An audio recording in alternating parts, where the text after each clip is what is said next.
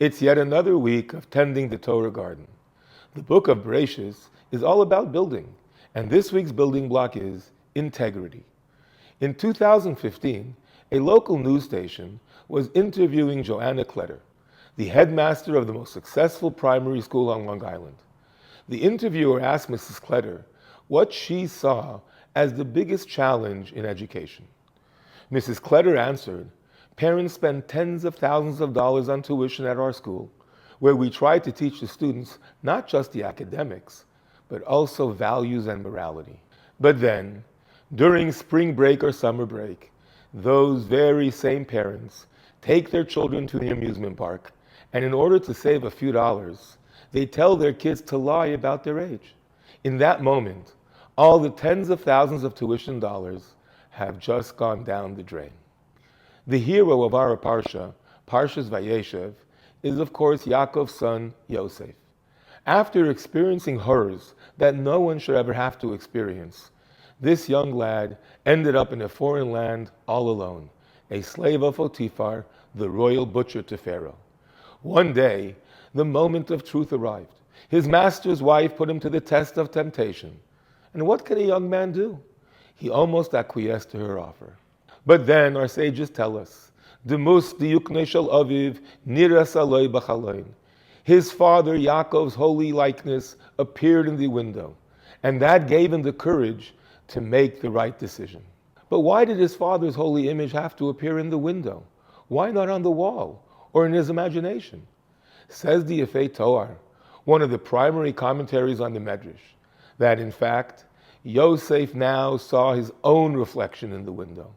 And as he looked into his own eyes, he realized that until that very moment, he still resembled his father, devoted to the values he was brought up with. But if Yosef would fail this critical moral test, if he deviated from his holy upbringing, he would lose that sacred sense of attachment. He would no longer represent his family and his past. And that realization alone was empowering enough. So Vayanos Vayetze Hachutza, Yosef controlled his urges and ran far away. This, my friends, is true education, where the values have been so deeply entrenched and instilled in the child that even when his or her parents are no longer supervising, they're no longer nearby, their integrity is strong enough for the child to make the right choices. My friends, today is also the first day of Chanukah. The very word Chanukah is related to chinuch, education, because a huge component of the Greeks' war against us was about proper spiritual education. The Gemara tells us an interesting thing. The Greeks forced the Jews to ride on an ox's horn, she'ein lahem chelek ve'elokei Yisrael. They have no portion in the living God. It seems so odd. Why write that on an ox's horn? But the commentaries remind us that in those times, ox horns were used primarily as baby bottles.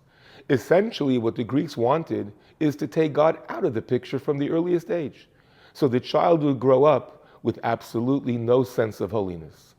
The miracle of Chanukah is our victory over that lifestyle and the freedom to educate our children with the deep, godly integrity that allows them to be shining examples for the entire world for their entire life. Perhaps this is why the Rebbe pushed so much for public menorah lightings around the world. It's our way of letting the world know how much pride we have in Torah true education. And on that note, I'd like to personally invite you to attend any of our many public menorah lightings taking place all next week.